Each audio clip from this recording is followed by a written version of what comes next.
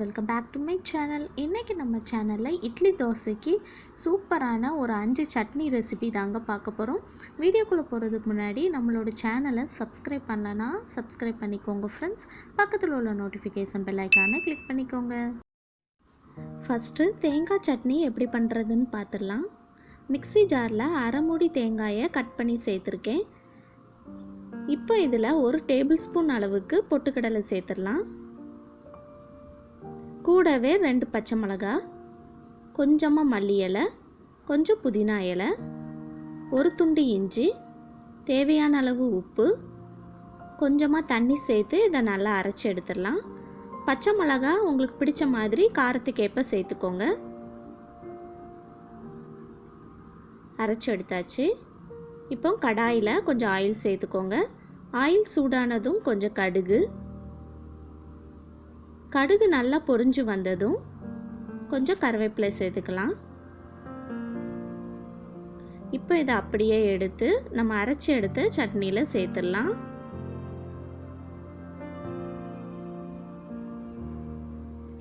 அவ்வளோதான், நம்ம தேங்காய் சட்னி ரெடி ஆயிடுச்சு. தக்காளி கொத்தமல்லி சட்னி எப்படி பண்ணுறதுன்னு பார்த்துடலாம். கடாயில் கொஞ்சம் ஆயில் சேர்த்துக்கோங்க. ஆயில் நல்லா சூடானதும் இதில் 4 வரமிளகாய் சேர்த்துட்டு இதை நல்லா மிக்ஸ் பண்ணி விட்டுறலாம்.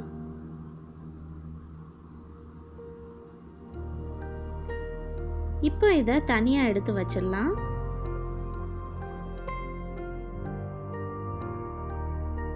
ரெண்டு தக்காளியை கட் பண்ணி சேர்த்துக்கோங்க.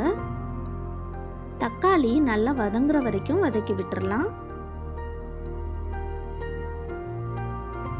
இப்போ இதில் 5 பல் பூண்டு சேர்த்துடலாம். சேர்த்துட்டு நல்லா மிக்ஸ் பண்ணிக்கோங்க.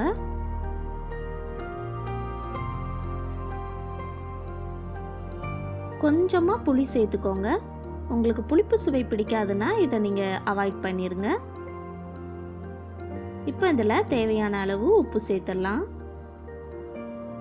சேர்த்துட்டு இதை நல்லா மிக்ஸ் பண்ணிக்கோங்க. இப்போ இதில் கொஞ்சம் துருவின தேங்காய் சேர்த்துடலாம். சேர்த்துட்டு இதை நல்லா மிக்ஸ் பண்ணி விட்டுருங்க.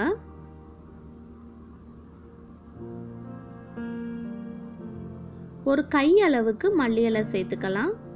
கூடவே நம்ம ஆயிலில் ஃப்ரை பண்ணி எடுத்த வரமிளகாயும் சேர்த்துட்டு நல்லா ஆற வச்சு நம்ம மிக்சியில் அரைச்சி எடுத்துடலாம்.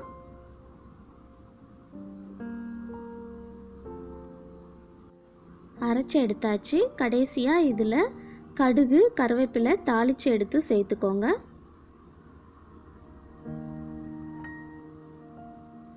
அவ்வளோதான் ஃப்ரெண்ட்ஸ், நம்ம தக்காளி கொத்தமல்லி சட்னி ரெடி ஆயிடுச்சு. இப்போ கார சட்னி எப்படி பண்ணுறதுன்னு பார்த்துடலாம். கடாயில் கொஞ்சம் ஆயில் சேர்த்துக்கோங்க. ஆயில் நல்லா சூடானதும் கொஞ்சம் கடுகு சேர்த்துக்கோங்க. கடுகு நல்லா பொரிஞ்சு வந்ததும் கொஞ்சம் கடலைப்பருப்பு சேர்த்துடலாம்.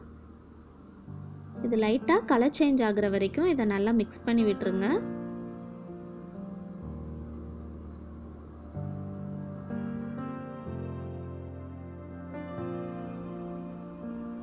இப்போ இதில் 5 வரமிளகாய் சேர்த்துக்கோங்க. சேர்த்துட்டு இதை நல்லா மிக்ஸ் பண்ணி விட்டுறலாம்.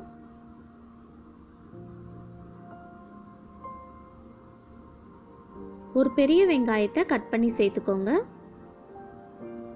வெங்காயம் நல்லா வதங்குற வரைக்கும் வதக்கி விட்டுறலாம். இது கூடவே ஒரு 7 பல் பூண்டையும் சேர்த்து வதக்கிக்கோங்க.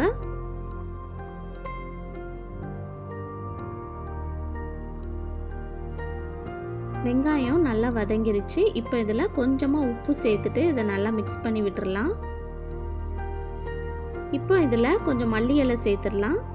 சேர்த்துட்டு 1 நிமிஷத்துக்கு இதை நல்லா வதக்கிக்கோங்க.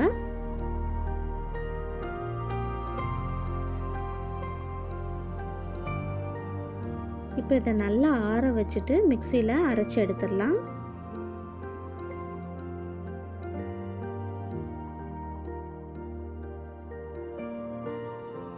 கடுகு கருவேப்பிலை தாளித்து சேர்த்துக்கோங்க. அவ்வளோதான் ஃப்ரெண்ட்ஸ், நம்ம கார சட்னி ரெடி ஆயிடுச்சு. கொத்தமல்லி சட்னி எப்படி பண்ணுறதுன்னு பார்த்துடலாம். கடாயில் கொஞ்சம் ஆயில் சேர்த்துக்கோங்க.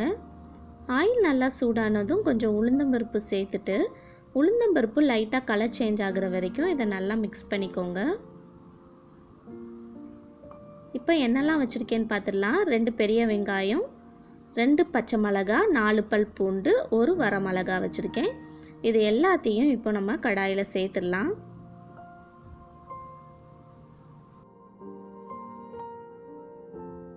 வெங்காயம் நல்லா வதங்குற வரைக்கும் வதக்கி விட்டுறலாம்.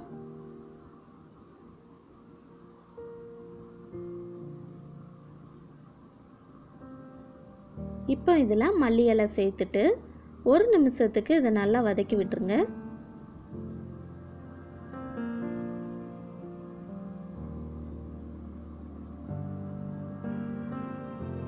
தேவையான அளவு உப்பு சேர்த்துட்டு இதை நல்லா மிக்ஸ் பண்ணிவிட்டு ஸ்டவ்வை ஆஃப் பண்ணிவிட்டு இதை நல்லா ஆற வச்சு நம்ம அரைச்சி எடுத்துடலாம்.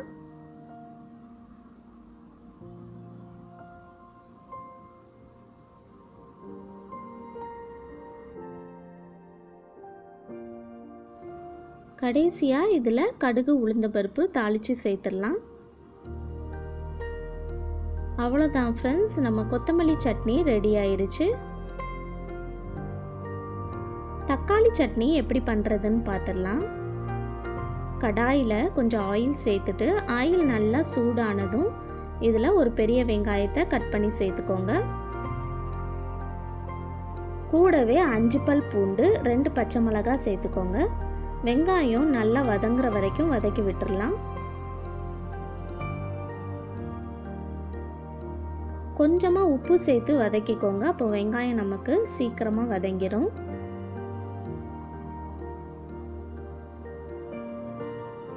இப்போ இதில் 2 தக்காளியை கட் பண்ணி சேர்த்துக்கலாம். தக்காளி நல்லா வதங்குற வரைக்கும் வதக்கி விட்டுறலாம்.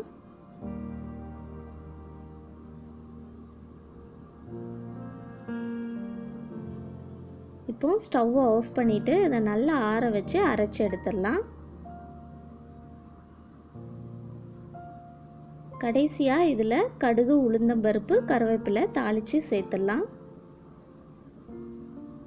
அவ்வளோதான் ஃப்ரெண்ட்ஸ், நம்ம தக்காளி சட்னி ரெடி ஆயிடுச்சு.